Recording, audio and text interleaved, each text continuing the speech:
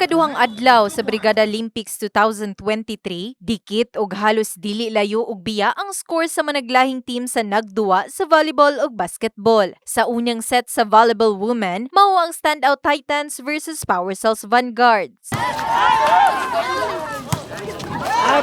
45.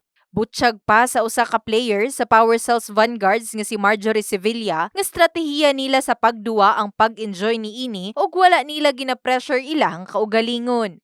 Enjoy lang. Chill lang kami. Okay lang. Enjoy lang the game.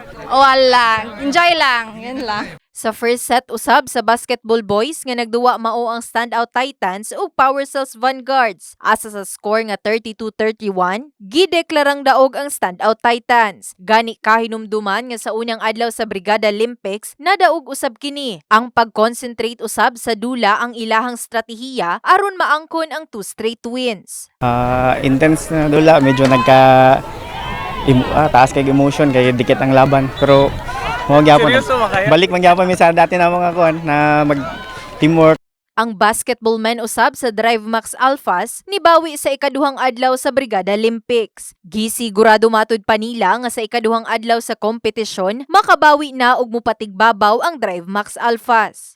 Isa nung motivation na motivation din mo mga naningkamot ni karon na makabaog kit Pinto nagkayagaw gamay ang amuang play pero nabuhatan gyapon ng paraan. Sa ikaduhang set sa volleyball women, nagduwa mao ang Drive Max Alphas ug Nigari Ninjas. Gilaras na usab sa volleyball players sa Alphas nga mudaog gayud sila sa duhang set niini. Gani ang ikatulong adlaw sa Brigada Olympics sa umaabot nga Agosto 26 ning tuiga. Kini si Liza Labajo, in the heart of changing lives.